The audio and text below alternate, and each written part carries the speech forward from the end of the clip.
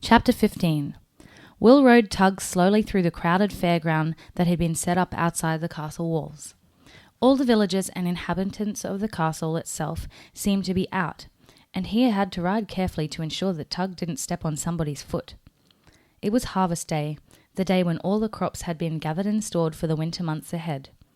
After a hard month of harvesting, the Baron traditionally allowed his people a holiday. Every year, at this time, the travelling fair came to the castle and set up its booths and stalls. There were fire-eaters and jugglers, singers and storytellers. There were stalls where you could attempt to win prizes by throwing soft leather balls at pyramids made from bottle-shaped pieces of wood, or by throwing hoops over squares.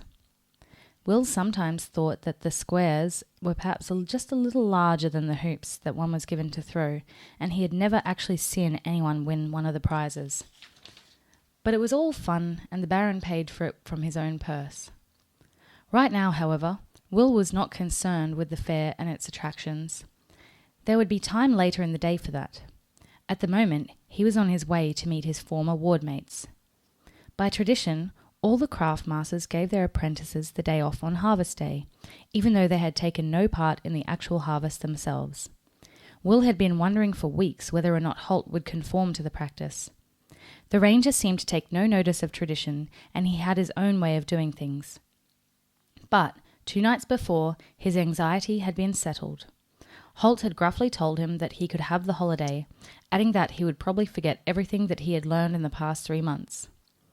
Those 3 months had been a time of constant practice with his bow and the knives that Holt had given him. 3 months of stalking through the fields outside the castle, moving from one scant patch of cover to the next, trying to make his way unobserved by Holt's eagle eyes. 3 months of riding and caring for Tug, of forming a special bond of friendship with the little pony.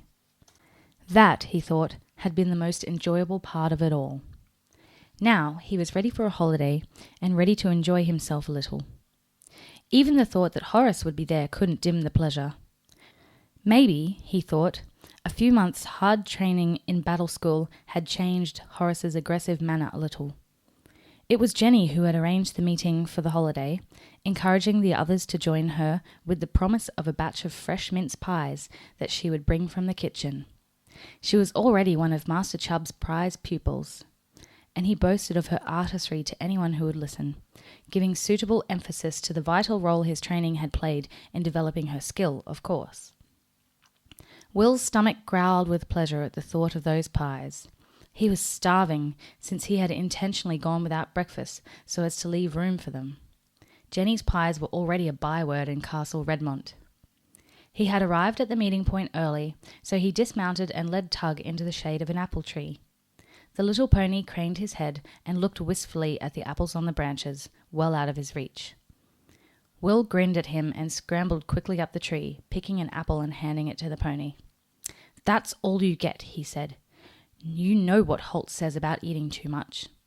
Tug shook his head impatiently. That was still a matter of disagreement between him and the ranger. Will looked around. There was no sign of the others, so he sat down in the shade of the tree, leaning his back against the knobbly trunk to wait. "Why, it's young Will, isn't it?" said a deep voice close behind him. Will scrambled hastily to his feet and touched his forehead in a polite salute. It was Baron Arold himself, seated astride his giant battle horse and accompanied by several of his senior knights. "Yes, sir," said Will nervously. He wasn't used to being addressed by the Baron. "A happy harvest day to you, sir." The Baron nodded in acknowledgement and leaned forward, slouching comfortably in his saddle. Will had to crane his neck to look up at him. "I must say, young man, you look quite the part there," the Baron said. "I hardly saw you in that grey ranger cloak. Has Holt been teaching you all his tricks already?" Will glanced down at the grey and green mottled cloak that he was wearing. Holt had given it to him some weeks ago. He'd shown Will how the grey and green mottling broke up the shape of the wearer and helped him blend into the landscape. It was one of the reasons, he'd said, why rangers could move unseen with such ease. "It's the cloak, sir," Will said. "Holt calls it camouflage." The Baron nodded, obviously familiar with the term, which had been a new concept to Will. "Just make sure you don't use it to steal more cakes," he said with mock severity, and Will shook his head hurriedly. "Oh, no, sir," he said immediately. "Holt told me that if I did anything like that, he'd tear the skin off my backside." He stopped awkwardly. He wasn't sure if backside was the sort of word you used in the presence of someone as exalted as a baron. The baron nodded again, trying not to let a wide grin break through. "I'm sure he did," he said. "And how are you getting on with Holt, Will? Are you enjoying learning to be a ranger?" Will paused. To be honest, he hadn't had time to think if he was enjoying himself or not. His days were too busy learning new skills, practicing with bow and knives, and working with Tug. This was the first time in 3 months he'd had a moment to actually think about it. "I suppose so," he said hesitantly. "Only—" His voice trailed off and the Baron looked at him more closely. "Only what?" he prompted. Will shifted from one foot to the other, wishing that his mouth didn't continually get him into these situations by talking too much. Words had a way of emerging before he'd really had time to consider whether he wanted to say them or not. "Only, Holt never smiles at all," he went on awkwardly. "He's always so serious about things."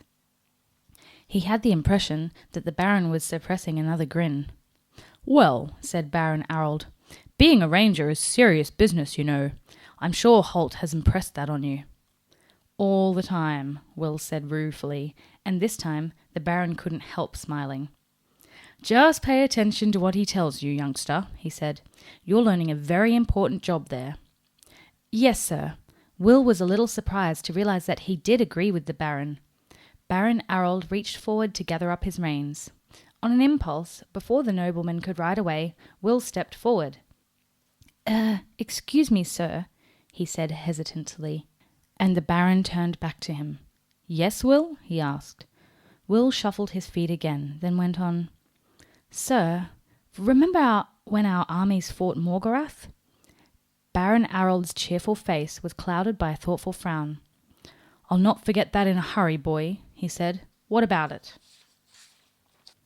"Sir, Holt tells me that a ranger showed the cavalry a secret way across the Slipsunder, so they were able to attack the enemy's rear." "That's true," said Arold. "I've been wondering, sir, what was the ranger's name?" Will finished, feeling himself flush with his boldness. "Didn't Holt tell you?" the Baron asked. Will shrugged his shoulders. "He said names weren't important. He said supper was important, but not names." "But you think names are important, in spite of what your master has told you," said the Baron, seeming to frown again. Will gulped and went on. "I think it was Holt himself, sir," he said, "and I wondered why he hadn't been decorated or honoured for his skill." The Baron thought for a moment, then spoke again. "Well, you're right, Will," he said. "It was Holt, and I wanted to honour him for it, but he wouldn't allow me. He said that wasn't the ranger's way." "But—" Will began in a perplexed tone, but the Baron's upraised hand stopped him from speaking any further. "You rangers have your own ways, Will, and I'm sure you're learning, but sometimes other people don't understand them. Just listen to Holt and do as he does, and I'm sure you'll have an honourable life ahead of you." "Yes, sir." Will saluted again as the Baron slapped his reins lightly on his horse's neck and turned him away towards the fairground. "Now, enough of this," said the Baron.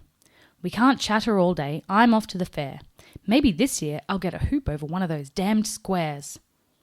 The Baron started to ride away. Then a thought seemed to strike him, and he reined in for a second. "Will," he called back. "Yes, sir." "Don't tell Holt that I told you he led the cavalry. I don't want him to be angry at me."